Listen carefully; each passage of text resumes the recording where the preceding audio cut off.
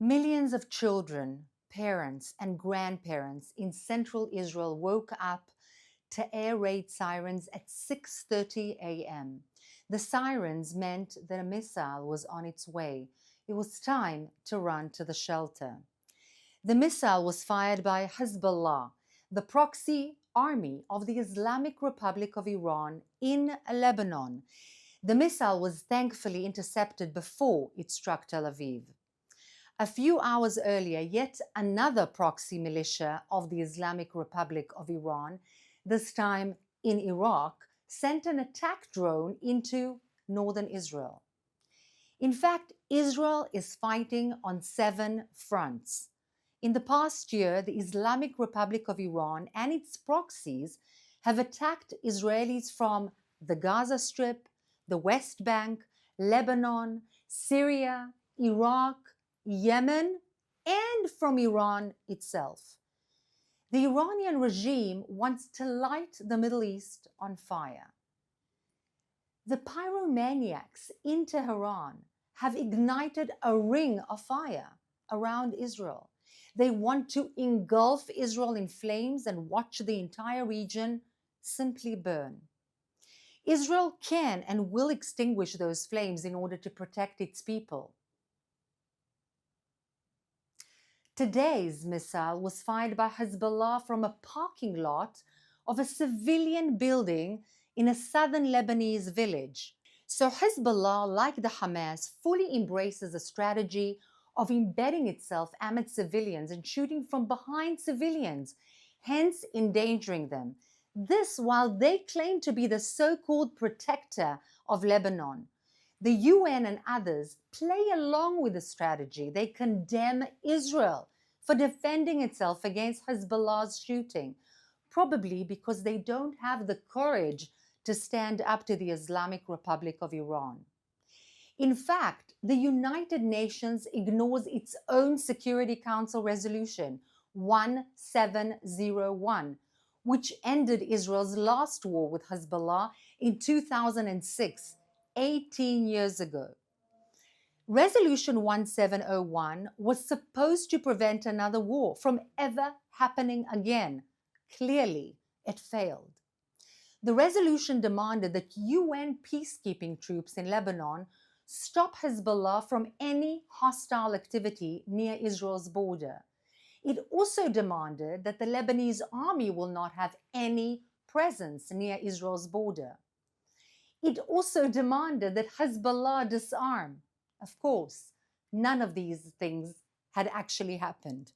The UN peacekeepers did not keep any peace.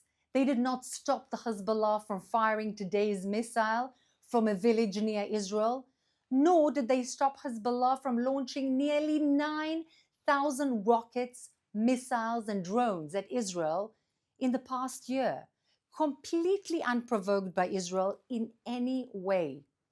In fact, for the past 18 years, the UN watched Hezbollah, a designated terrorist organization, prepared to murder people in Israel in a planned and unprovoked attack similar to the one perpetrated by Hamas on October 7th, and they did absolutely nothing to stop it.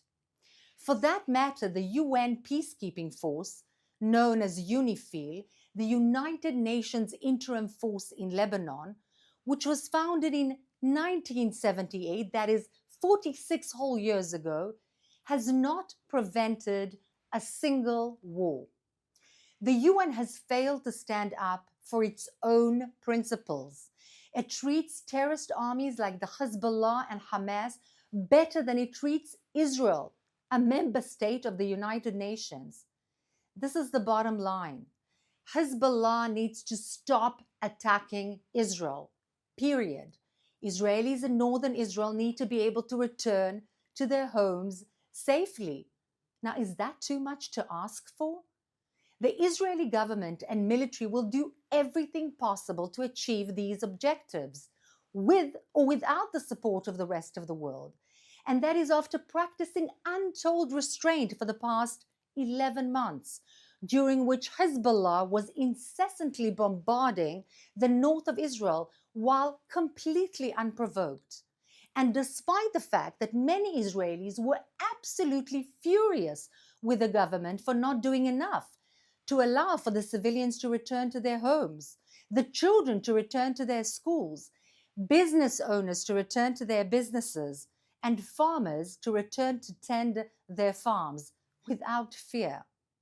No other country in the entire universe would have shown such restraint for 11 whole months if their citizens were being bombarded for no reason.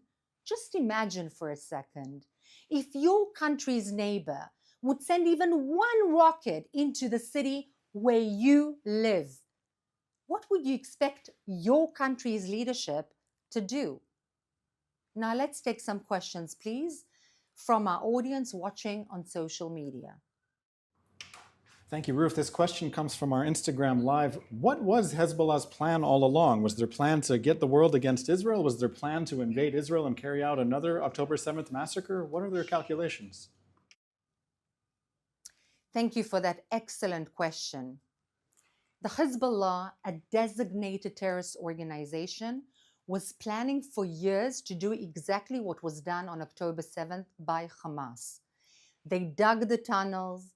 They planned by a force, a commando force called Radwan, as opposed to the Nukhba, which is the Hamas commando force, to do exactly the same: massacre, rape, burn, carnage, and really get in control of civilian villages inside of Israel. In fact, these are an arm of the Islamic Republic of Iran, just like the Hamas in the south, the Hezbollah in the north, just like the Hamas in the West Bank.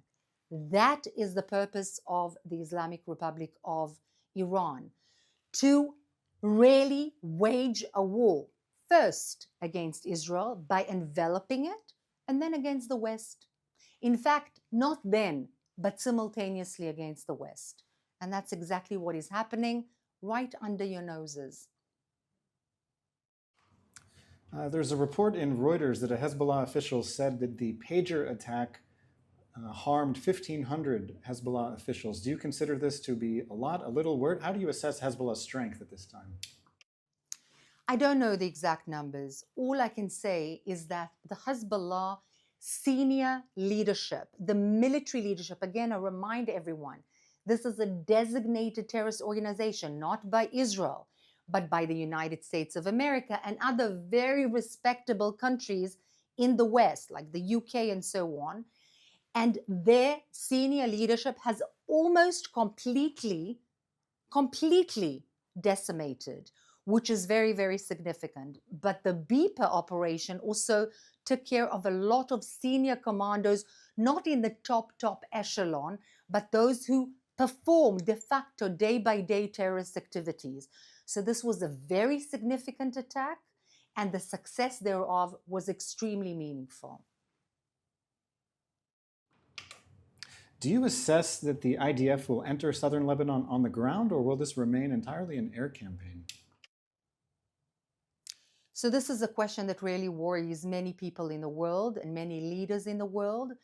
And it really largely depends on whether the Hezbollah stops shooting unprovoked missiles and rockets onto Israel, completely unprovoked, as it has done for the past 11 months, and move backwards from being literally on top of Israel's border, which is completely against the UN Resolution 1701 and completely unsustainable, to the Litani River. This is what is expected of the Hezbollah. If you ask me as an analyst, they won't do it. And they need to be made to do it, because without this happening, there is no security for the Israeli civilians. And the responsibility of every government is to make sure that their civilians and citizens are secure. This is a question from our Instagram stories. The new Iranian president is in the United States. He spoke at the United Nations. How do you assess the policies of the current Iranian president? Is there any difference between his predecessors? How do you see Iran's foreign policy in general under this new presidential administration? So first of all, I'd like to stress that this is not the Iranian regime, but rather the Islamic Republic regime. And it's a very important to discern between the people of Iran, many of whom are against this atrocious regime, and its pretty horrific leadership. That's number one. Number two, the fact that this mega terrorist, who first and foremost terrorized his own people, who carries out to the T the terrible policy against women in his own country, but wishes to portray himself, which is, by the way, this current policy of the Islamic Republic of Iran, that there is some kind of a reform, some kind of a beautiful face of the Islamic Republic of Iran trying to talk to the West. It's a hoax. And the fact that people are falling for that, it is absolutely and utterly ridiculous. It is so ridiculous to hear from this man who speaks of human rights, who speaks of the need to take care of Palestinian civilians, that inside Lebanon, which the Islamic Republic currently rules de facto with Hezbollah, Palestinians live in third world conditions, and they cannot practice medicine, and they cannot practice law, and they cannot practice so many other things because they're second-class citizens. And that's when he says, completely hypocritically, that you need to take care of those people. Ridiculous. And the fact that he's allowed into the United States and that he's given this respectable platform is even more ridiculous and cowardly, in my humble opinion. This is our final question today. Just 5 minutes ago, as you were speaking, there were sirens sounding in the Golan Heights in northern Israel. It's not yet clear if it was rockets or a drone, but you mentioned at the beginning a drone from Iraq. Can you say a few words about what exactly Iran is doing in Iraq and how this fits into one of the 7 fronts? With pleasure. So there is no longer a country called Iraq. It is their name. There is territorial entity that is in fact Iraq, but de facto it is already taken over by the Islamic Republic of Iran, thus granting territorial continuity to the Islamic Republic of Iran all through Iraq and of course Lebanon and Syria, with just Jordan in between to break that territorial continuity. In fact, the Shiite militias ruled by the Islamic Republic of Iran are the ones that de facto rule Iraq. And that's why missiles, drones, and so on are being sent from that front against Israel. But also militias, Shiite militias from Iraq are being sent to Syria. And in fact, Houthis, who are Shiite militias in Yemen, are also being sent to Syria. The Islamic Republic of Iran is not about to decimate Israel and the Jewish people alone. It waged a war against all countries in the region and disintegrated them from within. Iraq is just one example. Thank you so much for joining us today, and hopefully you'll join us at 3 p.m. Israel time tomorrow as well.